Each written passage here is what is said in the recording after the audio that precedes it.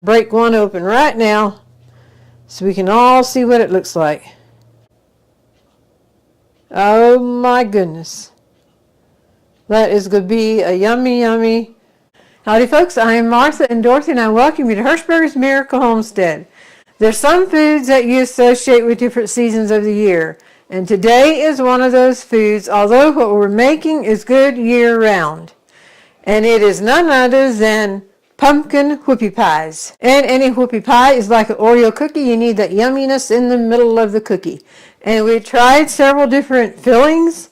What we found that we like best ourselves is a buttercream filling. And some of it we're going to let it plain, and then other we'll put cinnamon to it. So we'll have two different fillings. Let's find out what else goes in these whoopie pies. The ingredients for the filling are 10x sugar, milk, crisco, vanilla, cinnamon, and butter or margarine. And then for the whoopie pie cookie itself, we need the all-purpose flour, and we sift our flour, granulated sugar, a vegetable oil, exit room temperature, light brown sugar, pumpkin puree, vanilla extract, then ground ginger, ground cinnamon, ground nutmeg, and ground cloves, baking soda, baking powder, and salt. In the fall of the year, when there's pumpkins available, I'm sure you can make your own puree from pumpkins, but what we use are it's the Libby's 100% pumpkin puree. You do not want the pie filling, the 100% pumpkin puree. So we will go ahead and tackle the filling for the pumpkin whoopie pies. And both of them will need a KitchenAid mixer. So over the years of our baking and going to markets and festivals and that type of thing, we've gone through more than one KitchenAid, which leaves us with more than one mixing bowl. So we're going to do the filling in this one, and then I have another one back here for the whoopie pies. All right, we're going to mix our butter or margarine, the Crisco.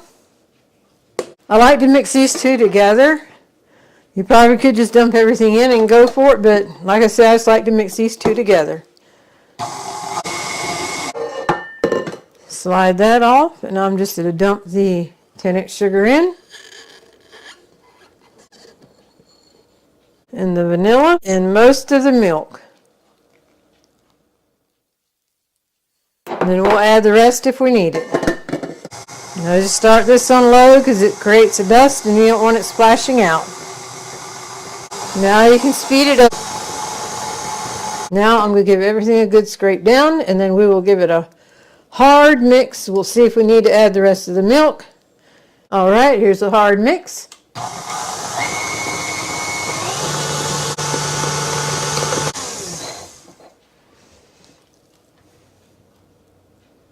I will add the rest of the milk. Start it slow so it doesn't splash out. Now lead up to a hard mix.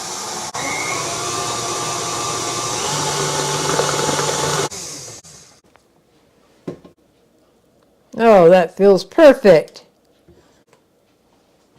Divide this out so we have some with cinnamon and some plain. Not trying to divide evenly. I think I'll put more with cinnamon than plain. And while we were experimenting with it, I just put a dash in. We hadn't necessarily measured it out. So let me mix that up and see what that looks like. Put a little bit more in.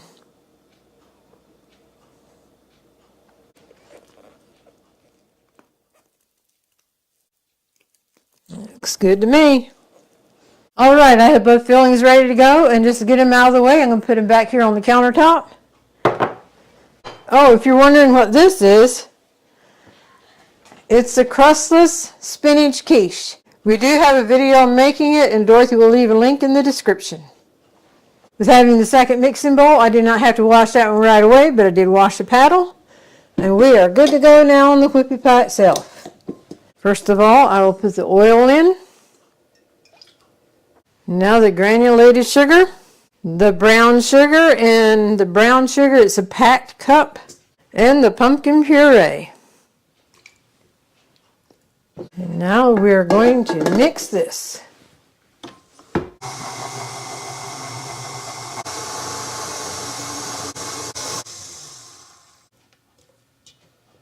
That is looking good. adding eggs one at a time, and I'm going to put them in the measuring cup so I can pour them in easier. 1 egg.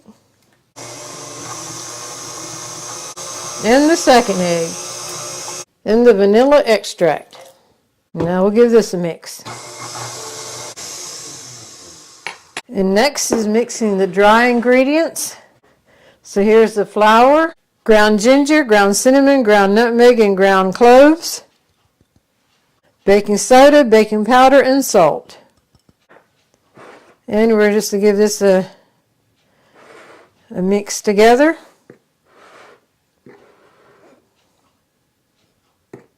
And I'm going to add about half of it to it now, and then half after this is mixed in. The spices I can smell already. Wow. Okay, on low. The rest I'll just pour in. And on low again. Now I'm going to give it a good scrape down.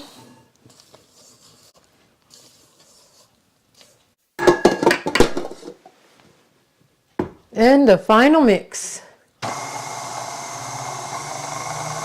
And now so y'all can enjoy the beauty of the color, I'm going to put it in my glass bowl and we'll work out of there. Beautiful, beautiful. And y'all can see how pretty that is, and that's going to bake up so nice. Okie dokie, I have these 2 cookie sheets greased and ready to go. I just use Crisco to grease them. They have been Mom's and I absolutely love them. While the oven preheats, I'm going to clean up behind me so you don't have to see that mess when we come back to bake the whoopie pies. We have 3 sizes of the cookie scoops. The large one goes back in the drawer. We're not going to use it. Then we decided we're going to do both of this size, which is a medium cookie scoop, and the small one. We'll start out with the medium.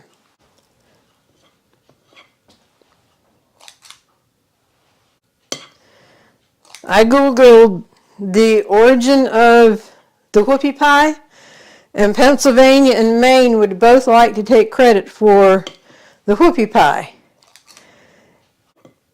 In Pennsylvania, it's the Amish communities, and it's been known to say, in fact, Maine says this too, they both recognize this, that back in the day, wives would make little cookies from cake batter.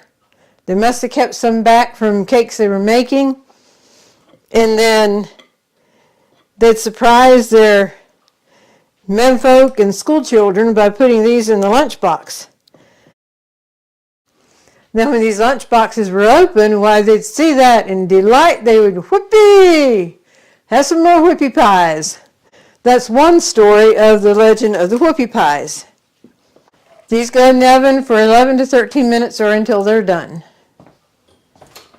And the Maine also likes to take the credit for the whoopie pie. Back in 1925, there was a bakery there that sold the first whoopie pie. And they're still selling the original recipe of the whoopie pie there. And then 2011, they made the whoopie pie the official state treat of Maine. So that was a little interesting little tidbit there. And they even have a whoopie pie festival. Wouldn't that be fun to go to a whoopie pie festival? Wonder how many different kinds are made there. We're ready to get this pan ready. Before I do that, welcome to all of our new subscribers. If you've been with us for a while, we appreciate your continued support. And also the likes, shares, and comments. So thank you very much. And if you're enjoying this video, just go ahead and smash the like button and it's done. And then also our affiliate links. Those who shop through those, why, that helps us here in caring for Buddy. So thank you, thank you. You'll find our affiliate links in the description. And if you're new to our channel, you may not know who Buddy is. He is our special needs brother. He's actually my twin brother. And we have the privilege to care for him. We call him Buddy, but his given name is Marvin. So we're Marvin and Martha. And Mom and Dad said we were babies 6 and 7 in the family, but we were the easiest ones to name because Mom had a lot of twins in her family going back. In fact, she even had an aunt that had triplets. Back before she was married, she saw a set of twins, a boy and a girl, and their names are Marvin and Martha. And she knew the history of twins in their family. It's a chance she may have twins, although she was always very happy with one baby. But sure enough, she had twins.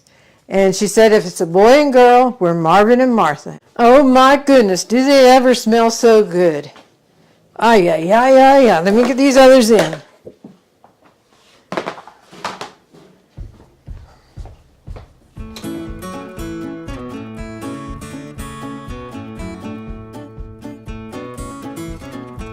The crumbs that stay at the end here when you pick it off, if you don't slide it off, then it hangs on to the next cookie.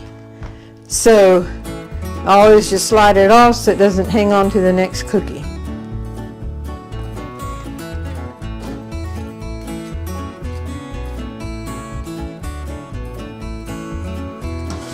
Now I will just scrape the rest of the crumbs off.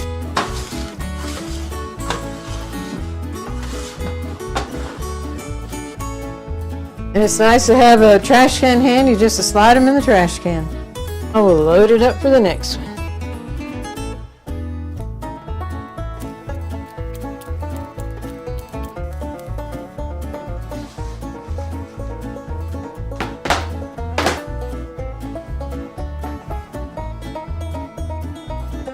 Here where the cookies ran together a little bit, just put that down between them so they can separate easily.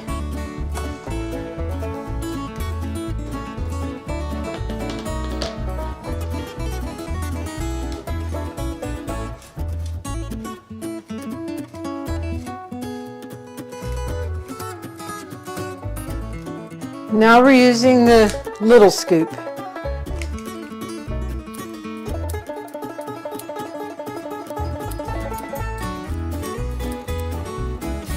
The big ones bake for 13 minutes. I'll set the timer for the smaller ones for 11 minutes and check them.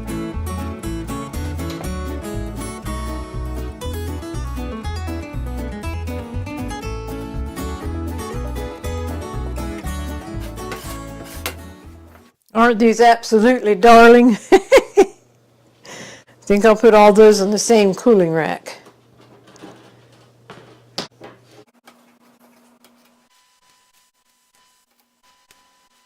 Okay, they are cooled. I'm going to put half of them upside down on parchment paper, and then we'll put the filling on and put the top on, and then we like to individually wrap them. Yes, they are cool.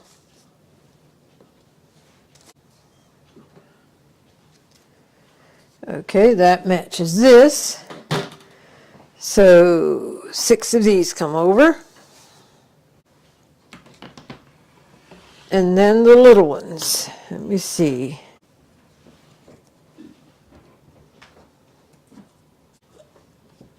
All right.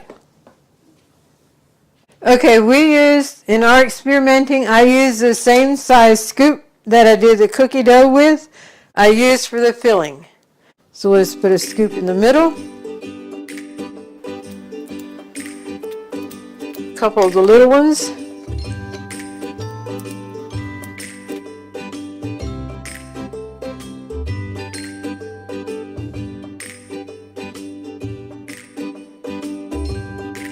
And just put the top on. Give it a gentle. There you go.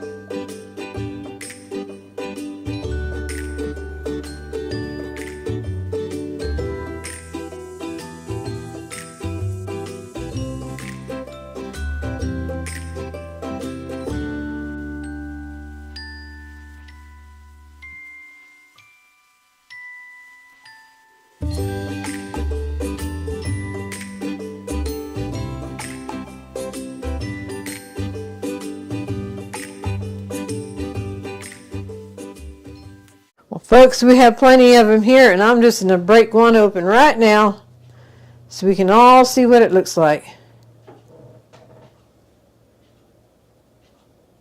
Oh my goodness. Yummy, yummy. I'm going to go ahead and wrap these individually now.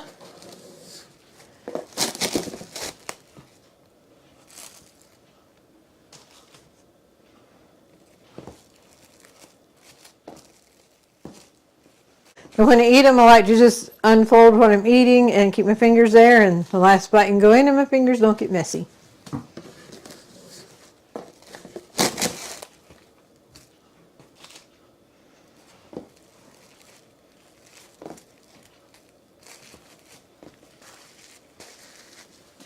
Well, as you see here, we have the whoopie pies that are not on the plate. They are wrapped. These whoopie pies are absolutely scrumptious. You'll find the recipe in the description. If you make them, we hope you enjoy them as much as we did. And we will wrap these after we are finished with the golden thought.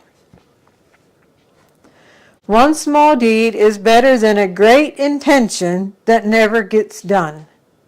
Sometimes the small deeds we think about doing for someone, we think, oh, it's so small, is it even worth it? But it is. You can have a great intention of a very worthy cause to do. And if you never do it, the small deed is better than that great intention.